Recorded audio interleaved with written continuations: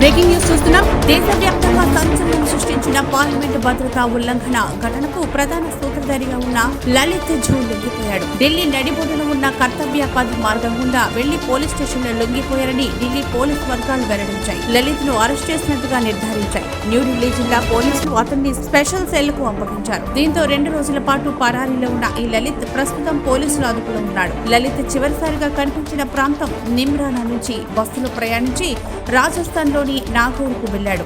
అక్కడ 2 స్నేహితులతో కలిసి ఒక హోటల్లో బస చేశాడని, పోలీసులు అతడి కోసం అన్వేషిస్తున్నారని తెలుసుకుని తిరిగి వచ్చి లొంగిపోయానంటూ లలిత్ తెలిపాడని పోలీసు వర్గాలు వెల్లడించాయి. లలిత్ జూ కోల్కతా నగరానికి చెందిన వ్యక్తి. ఉపాధ్యాయుడిగా పనిచేస్తున్నాడని తెలిసింది. కాగా లోక్సభలో భద్రతా ఉల్లంఘనకు పాల్పడిన ఘటనలో ఇప్పటికే 4 వ్యక్తులు అరెస్టైన విషయం తెలిసిందే.